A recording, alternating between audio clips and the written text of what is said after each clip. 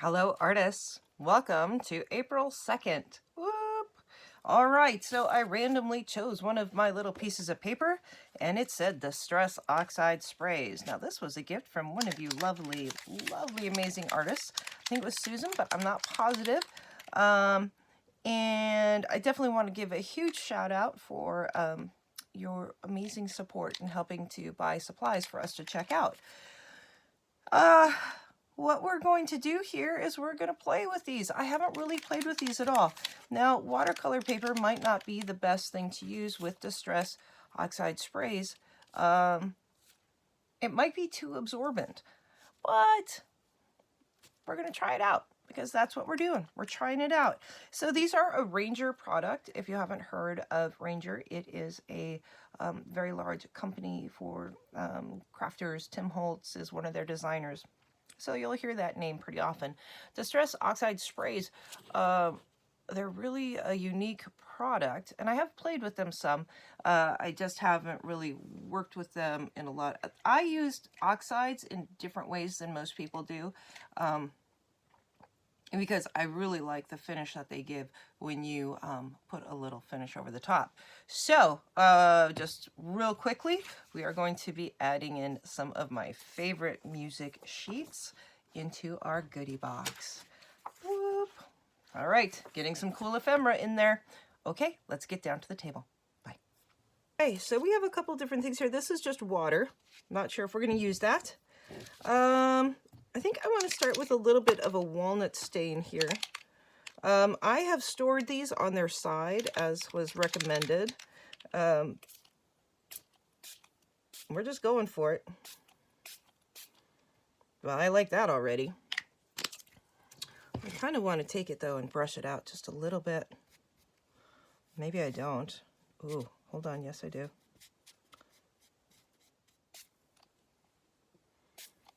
Now, if you want to find out more about these products, you definitely should go over to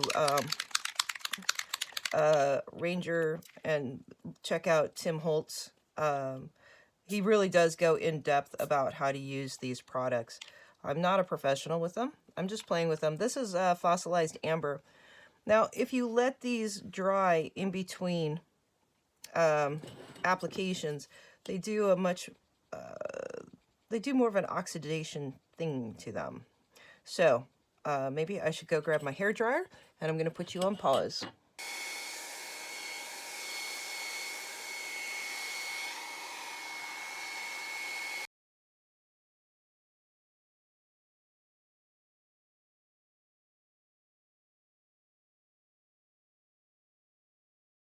All right, oxides are opaque,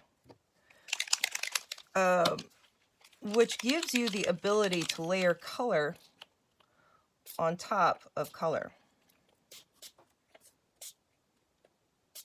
Now this is the Mermaid Lagoon. It is sinking into here a little bit more than I think what I would want. And I'm just doing this to give myself some larger water droplets. I'm going to make that a little bit more spread out there. A little bit more spread out there. Oh, I like that. And I'm going to take a little bit of this wilted violet and put it in here too. Now, I don't want to put too much of the purple over that yellow because that will create more brown. But then on the other hand, maybe that's just fine. Ooh.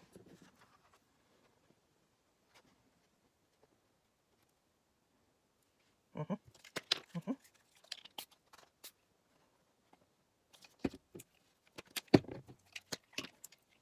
Oh, that's not dark enough. I didn't want that there.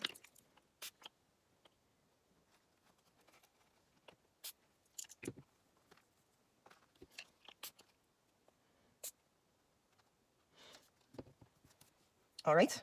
That looks cool, but this is going to dry completely different. So what I'm going to do is I'm going to put the hairdryer on it again, and we'll see what we have. Okay. I actually do love what's happening in here, but I feel like we need a little bit more contrast. So we're just putting a little bit there. I'm going to add in just a little bit more blue because, of course, that all got very muted as it melded together.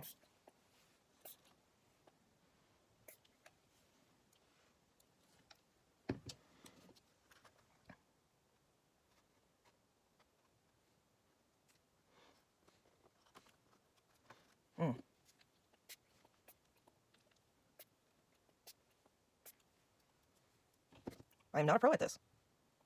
Right? Oh. All right.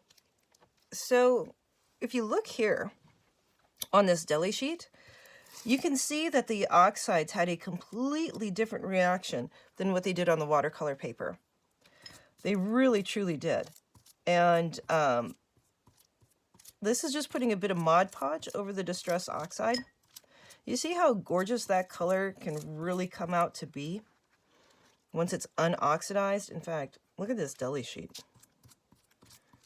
Now, you can't really smear it too much because it will really affect the color. We're going to use this Deli sheet for something else, that's for sure. But it does smear it, you know, so you're going to get a different result. Yeah, love that. Let's see what we can do here with this. This is still a cool effect, but it is watercolor paper. So this does cause it to lose its oxidation properties. It'll cause it to lose all those kind of droplet qualities. I'm okay with that because this to me feels really flat and dead. However, this is how oxides react. This is what they do. But this is what we can make them do. And again, this is just Mod Podge. Lightly brushed over the top of it. I'm trying not to smear. I'm trying not to put too heavy of a coat because too heavy of a coat does not work with this. Has to keep a light coat.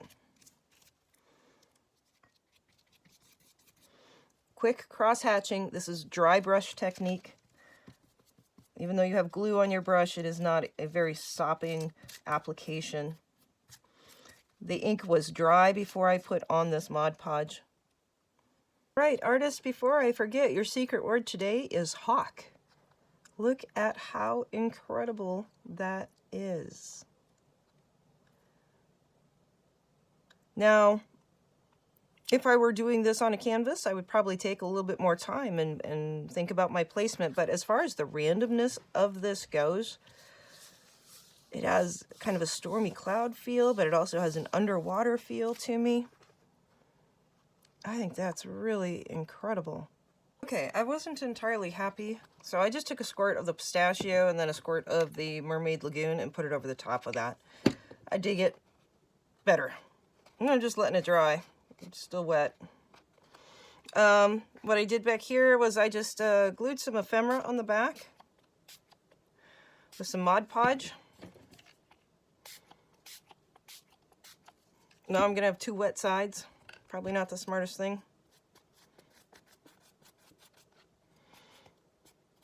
I wanted just some sort of background on here.